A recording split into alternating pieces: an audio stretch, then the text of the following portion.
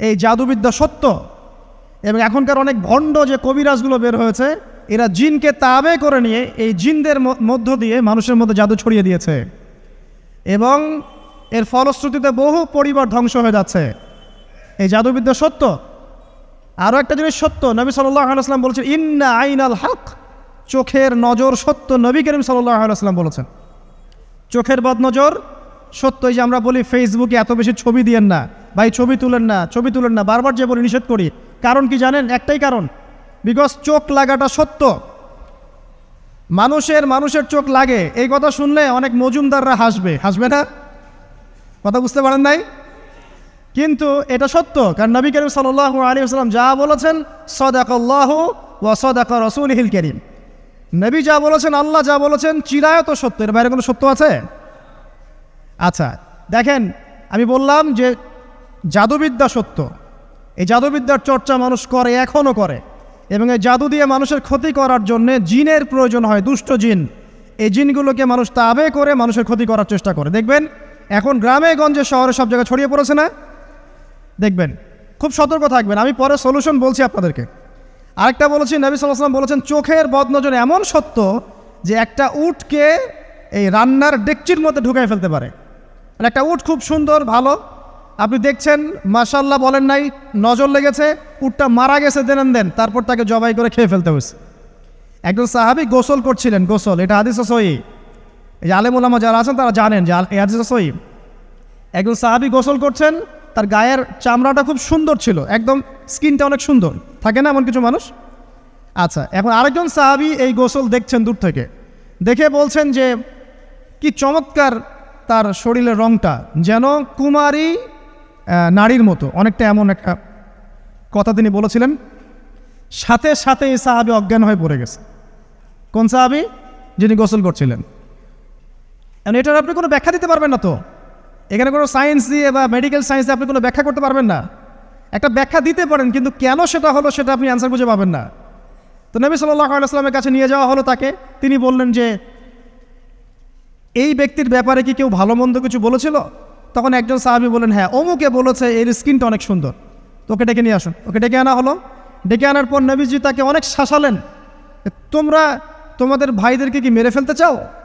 তখন এই সাহাবী তো অবাক, আমি আবার কখন মারতে চাইলাম ইয়া রাসূলুল্লাহ? আমি তো মারতে চাই নাই, আমি তো খালি বলেছি যে তার গায়ের রংটা অনেক সুন্দর।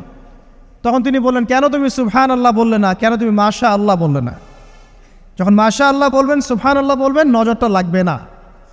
আর যখন আপনি মাশাআল্লাহ বলবেন না, সুবহানাল্লাহ বলবেন না, দেখবেন নজর লেগে গেছে।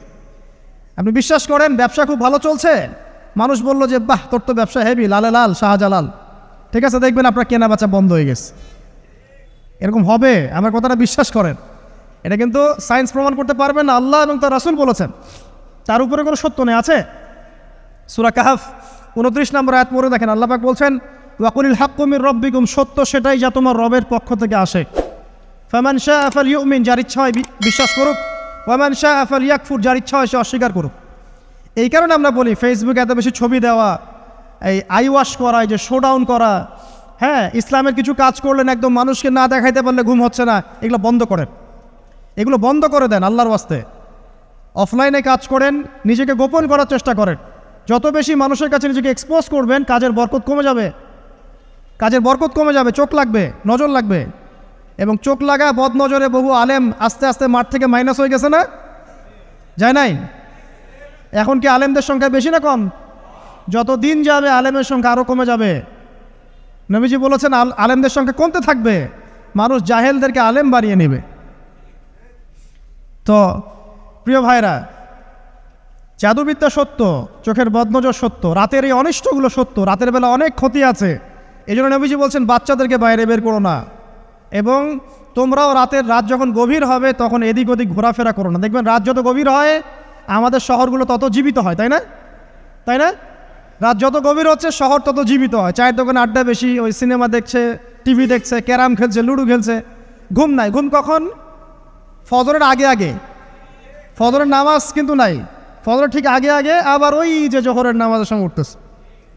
এখন আমাকে বলেন এরকম জেনারেশনকে দিয়ে কি আসলে ইসলামের কোনো খেদমত হবে? আচ্ছা, নবীজি রাতের বেলা আর্লি ঘুমাতেন, আল্লাহ পাক আমাদের সবাইকে তাড়াতাড়ি ঘুমানোর তৌফিক দান করুন। হ্যাঁ, আপনি ইলম চর্চা করলে রাত জেগে থাকতে পারেন, আপনি যদি জ্ঞান চর্চা করেন রাত জাগতে পারেন, আপনি কোনো গবেষণা করছেন, নামাজ পড়ছেন বা কোরআন হিফজ করছেন, আপনি রাতের আর্লি উঠবেন, এটা আলাদা বিষয়। কিন্তু কমনভাবে আমাদের এই যে ফেসবুক, ইউটিউবিং ইত্যাদিতে আমরা লিপ্ত থাকি, সারা রাতটা কাটাই আড্ডাবাজি করে, এগুলো বন্ধ করতে হবে।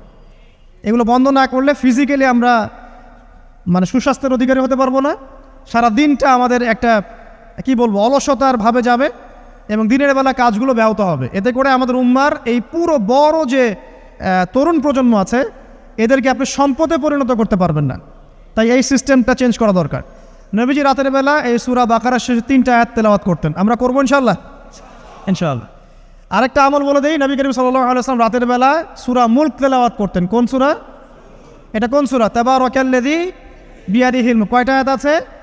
30টা আয়াত আছে। নবীজি বলেছেন সাল্লাল্লাহু আলাইহি ওয়াসাল্লাম যে এই সূরা আপনাকে কবরের আযাব থেকে বাঁচাবে ইনশাআল্লাহ। কবরের আযাব থেকে তো ভাই বাঁচা খুব সহজ নাকি? আমাদের মধ্যে এমন কেউ নাই, শোনেন, আমাদের মধ্যে এমন কেউ নাই আলেম জালেম মুফতি মুহাদ্দিস রাজনৈতিক নেতা পলিটিশিয়ান বিরোধী দল জাতি তারপরে যে সরকার দল যে আছে না কেন, কবরের শাস্তি ফেস করবে না এমন একটা মানুষও নাই, কেউ নাই পৃথিবীতে। এই যে আপনি দেখছেন ওই যে কি ইসরায়েলের প্রধানমন্ত্রী, ওই রাশিয়ার প্রধানমন্ত্রী, ওই চায়নার সভ্যতা, পশ্চিমা সভ্যতা, এমন কেউ নাই পৃথিবীতে এখন যাকে কবরের শাস্তি ভোগ করতে হবে না। আছে? সবচেয়ে লঘু শাস্তি মানে লঘু চাপ, এটা বলতে গেলে আসলে আমি ভাষা হারায় ফেলি। তারপরে বলছি আল্লাহ পাক আমাদের সবাইকে হেফাজত করুন, আমিন। একজন সাহাবীর নাম সাদ বিন মুয়াজ। কি নাম? নবী করিম সাল্লাল্লাহু আলাইহি ওয়াসাল্লামের সাথে একদম ডান হাত হয়ে যুদ্ধ করেছেন দীর্ঘদিন। বদর তিনি বীর সেনা, উহুদের বীর সেনা, ঠিক আছে, খন্দকের যুদ্ধেও বীর বিক্রমে যুদ্ধ করেছেন। তিনি আনসার সাহাবী, একদম মদিনার নেতা সাহাবী। সব সাহাবী কিন্তু একরকম নন, কেউ ছিলেন নেতৃস্থানীয় সাহাবী, তিনি ছিলেন একজন নেতৃস্থানীয় সাহাবী, ঠিক আছে, সাদ বিন মুয়াজ। নবী করিম সাল্লাল্লাহু আলাইহি ওয়াসাল্লাম এত ভালোবাসতেন তাকে, এত ভালোবাসতেন যে তাকে নিজের মনে করতেন যে সাদ বিন মুয়াজ আনসাররা আমার নিজের। 4টাখানি কথা। এই সাহাবীর খন্দকের যুদ্ধে এই যে হাতের এই দিকে সম্ভবত হাতের এই রগের মধ্যে একটা তীর এসে লাগে এখানে, এবং তীরটা তিনি বের করতে গিয়ে রক্তটা ছিঁড়ে যায়। এরপর ফিনকি দিয়ে রক্ত বের হওয়া শুরু হয়। চিকিৎসা করে করে রক্ত বন্ধ করা যায় নাই, এবং এই রক্তের প্রবাহিত রক্তেই আল্লাহর ইচ্ছায় তিনি শাহাদাত বরণ করেন, তিনি ইন্তেকাল করেন। নবী করিম সাল্লাল্লাহু আলাইহি ওয়াসাল্লাম প্রচণ্ড ব্যথিত হন, মানে মনটা তার খুব নরম হয়ে যায় সাদ বিন মুয়াজ রাদিয়াল্লাহু আনহুর জন্য। তো এই সাহাবীর যখন জানাজার নামাজ পড়ানো হচ্ছে, নবীজি বলছেন 70,000 ফেরেশতা তার নামাজে অংশ নিয়েছে। আর এই সাহাবীকে যখন কবরে শোয়ানো হয়েছে, নবী করিম সাল্লাল্লাহু আলাইহি ওয়াসাল্লাম পরে জানিয়েছেন কবরের যে মৃদু চাপ, সাদ বিন মুয়াজ রাদিয়াল্লাহু আনহুর কবরেও সেই মৃদু চাপ দেওয়া হয়েছে। আমি কি বুঝাতে পারলাম ভাই? আমাদের কোনো দাম আছে এখনকার পলিটিশিয়ানদের কোনো দাম আছে? এখনকার সমাজ নেতার কোনো দাম আছে? এখনকার সুদখোরদের কোনো দাম আছে? এই ঘুষখোর দুর্নীতিবাজদের কোনো দাম আছে? আমরা যারা কাঠমোল্লা হয়ে আছি আমাদের কোনো দাম আছে? সাদ বিন মুয়াজ রাদিয়াল্লাহু আনহু যদি কবরের শাস্তি তাকে না ছাড়ে, প্রশ্নোত্তর পর্ব তাকে না ছাড়ে, আমরা পার পাবো? নবী করিম সাল্লাল্লাহু আলাইহি ওয়াসাল্লাম বলছেন সূরা মুলক তেলাওয়াত করো রাতের বেলা, ইনশাআল্লাহ সূরা মুলকের তেলাওয়াত কবরের আযাব থেকে তোমাকে বাঁচান। আর আমাদের তো ভাই কবরে সবাই সাথে যাবে না, গার্লফ্রেন্ড যাবে না, বাপ মা ভাই বোন সবাই যাবে না। একজন ব্যক্তি সুদ খাচ্ছে, জিজ্ঞাসা করে দেখেন কেন খায়, বলবে তার সন্তানের জন্য খায়, তার বউয়ের জন্য খায়, তার মা বাবাকে দেখতে হবে তাই খায়, তাই না? একজন ব্যক্তি ঘুষ খায়, বলবে আমার পরিবারের জন্য খাই। একজন দুর্নীতি করছে, পুকুর চুরি করছে, বলবে দুর্নীতি করছে আমার পরিবারের জন্য খাই, পরিবার ভালো থাকবে। সবার একই এক্সকিউজ যে পরিবার যেন ভালো থাকে, আমার সন্তানরা যেন ভালো থাকে, আগামী প্রজন্মের জন্য কিছু রেখে যেতে পারি, তাই না? এরকম একটা মানুষও কি আপনার সাথে কবরে যাবে? আরে এই বোকা মানুষ কেন বোঝে না যে আপনার কবরে আপনাকেই যেতে হবে? তাহলে আপনি কি কারণে অন্যের কারণে নিজের পরকাল নষ্ট করছেন? অন্যের সুখের জন্য আপনি আপনার পরকাল নষ্ট করছেন। সুদ খাচ্ছেন, দিব্যি মায়ের সাথে জেনা করছেন। আপনাদের এলাকায় নাকি সুদের সমস্যা অনেক বেশি। কয়েকটা হাদিস বলে দেই, আমি ওদেরকে আক্রমণ করতে আসি নাই, আমি শুধু তাদেরকে 3টা হাদিস শোনাতে এসেছি। 1 নম্বর হাদিস শোনেন। আল্লাহর নবী মুহাম্মদ সাল্লাল্লাহু আলাইহি ওয়াসাল্লাম বলেছেন, সুদের পাপের 73টা শাখা আছে। কয়টা?